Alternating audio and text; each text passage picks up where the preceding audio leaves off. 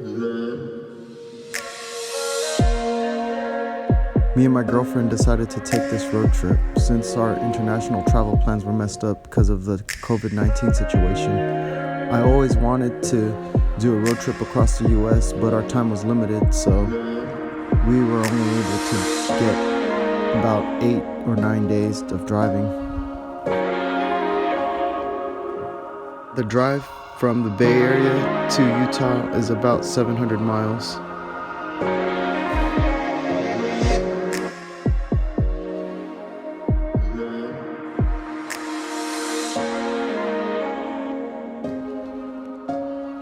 Utah, and then Babe just realized that the stars looks really close for some reason. Driving on 80, like going to Bonneville Flats, is like not Bonneville Flats directly, but going to Utah like 3 hours away. But yeah, she told me to pull to the side of the road and check out the stars because they look like really close on her. We're in Wendover. Wherever the hell Wendover is, it's like a small little Nevada area, but yeah, it looks pretty cool. Now we're heading back Salt Lake City east so we could get the Utah sign, but Wendover was like a little casino you could go to before heading to Utah. So I typed the text to oh, here it goes.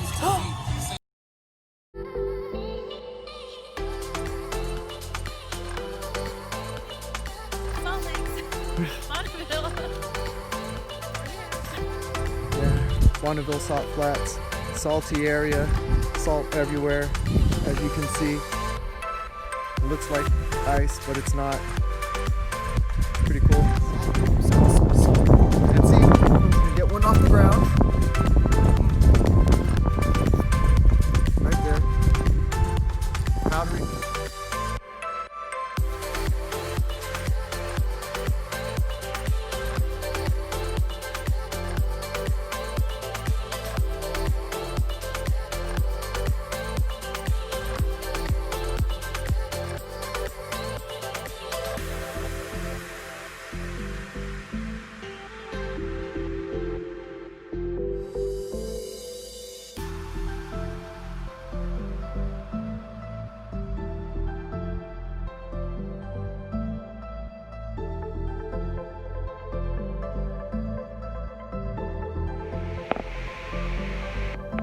To, babe? Salt Lake? Salt Lake City? Yep. 2 hours to Salt Lake City.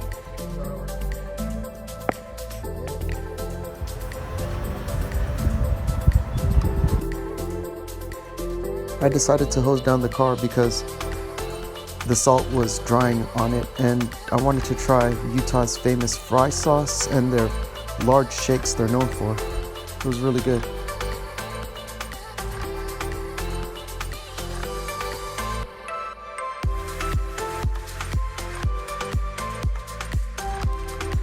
We cruised around the outside parts of Salt Lake City for a bit, and we ended up wanting to go see this pink lake close to the spiral jetty. There wasn't really much of a pink lake. It seemed like it was dried out, or we probably came here at the wrong time, but it was worth a shot.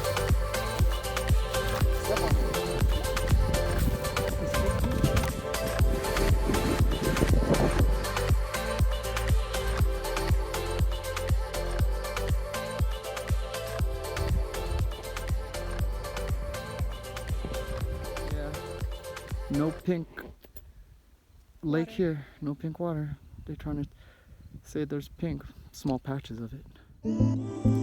This type of stuff occasionally happens when you travel. You go to a place, then it's not what it's like in the photo.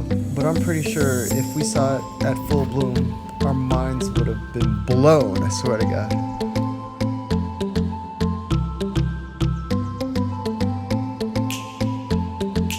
Our original plan was to eat at a place called Iguanas, but we checked online and they were closed on Mondays, so we ended up going to Sil's Cafe, a little small diner place, and they serve the Utah scones. So it's pretty much deep fried bread served with honey butter. Yes, honey butter.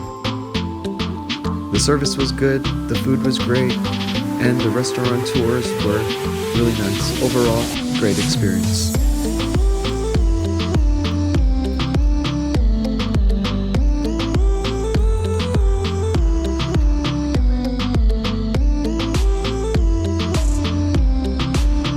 Pretty clear, the big city in Utah. And now the Chase Center, Wells Fargo, Bernie, Chase.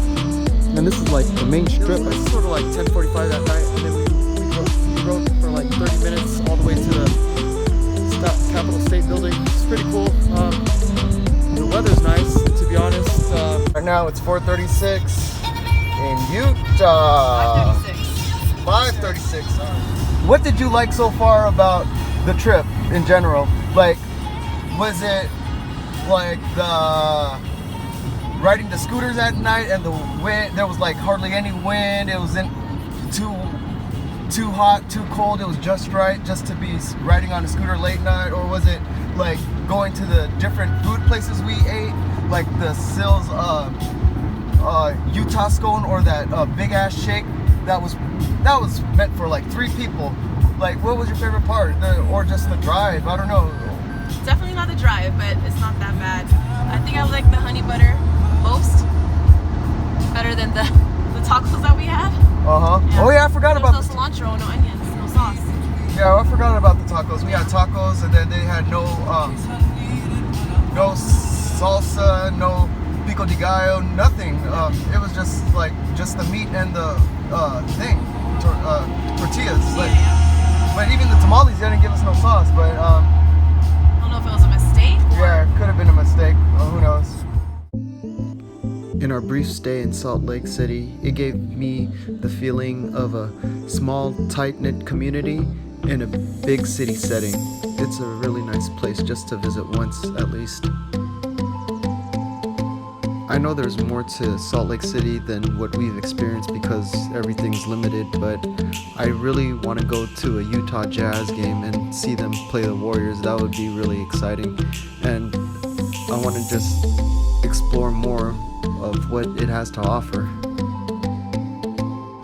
So now we're heading to Arches National Park, and we're just looking at the cool scenery heading there.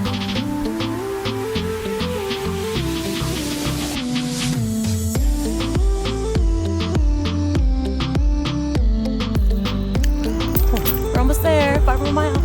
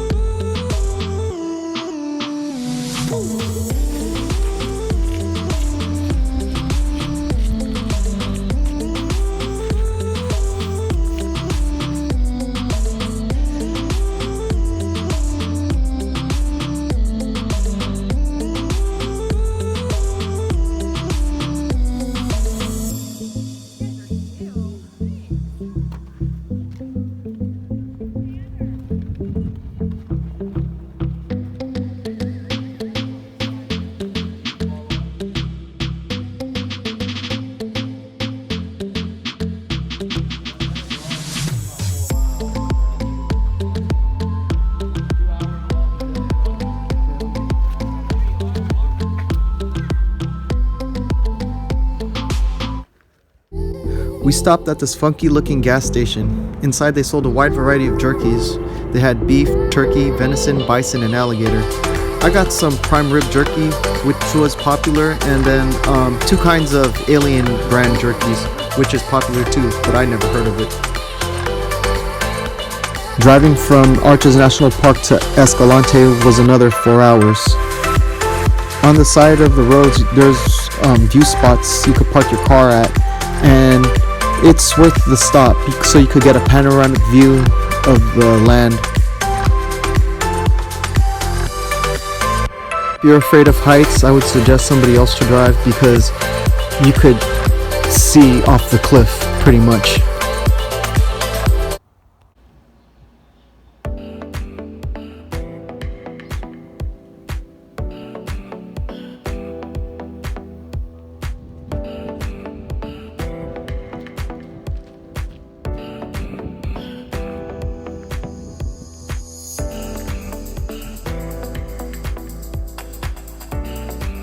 Right now we just started our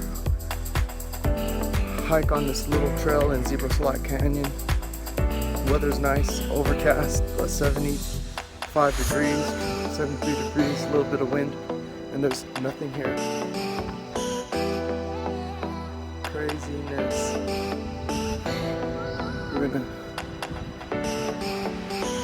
see how long or how hard it is to get there.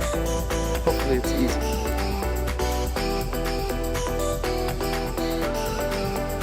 Full of energy and confident we were gonna get to the Slot Canyon in an hour or so. We didn't.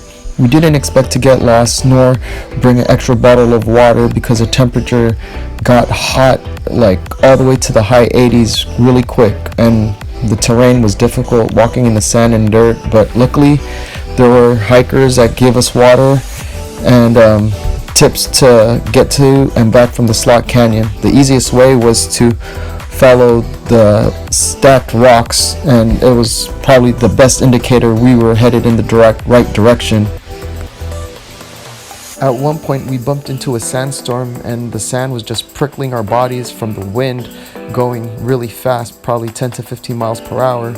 Then after that, 10 minutes later, it began to rain for like a good 15 to 20 minutes. So the weather is just unpredictable sometimes.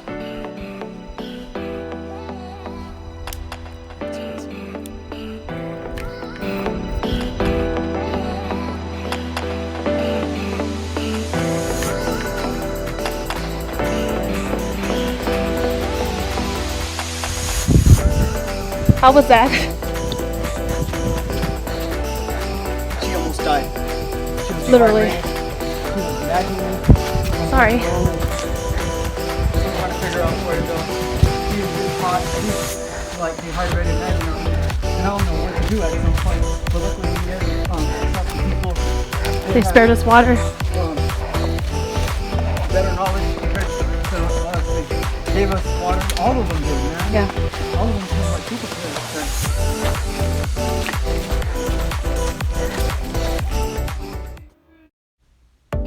On this day, we had a whole bunch of driving to do. It was going to be a 4-hour drive from Escalante to Horseshoe Bend, then another 6 hours from Horseshoe Bend to Tucson, Arizona.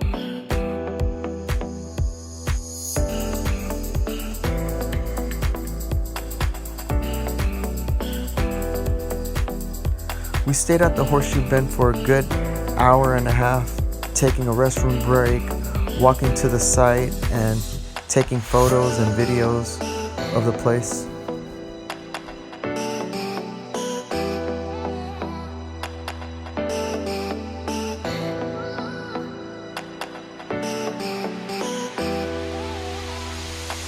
This area gets hot during the summer, and I read the temperature on the car and it read 115 degrees.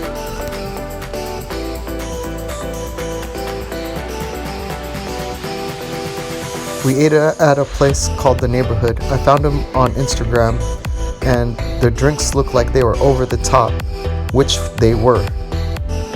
And the food was really good too.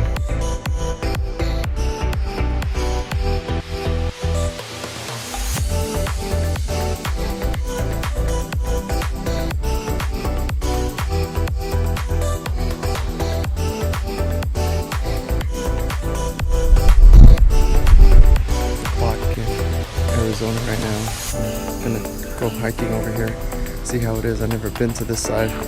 It's all desert and freaking cactus. Shit.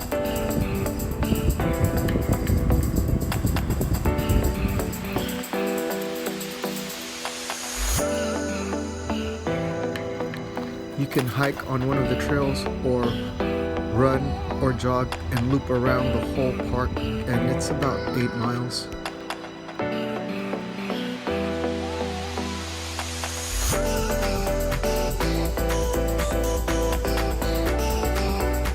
For breakfast, we went to Whataburger. I had a chicken biscuit with honey sauce sandwich, and she had a breakfast burrito. Well, anyways, we also tried the other place Arizona has called EG's. I guess they're just like popular frozen fruit shakes or smoothies, and some of them they add sodas to them, but they were pretty good. There's like bits of fruit in them. With the drink, they provide you a spoon, so you know it's really thick.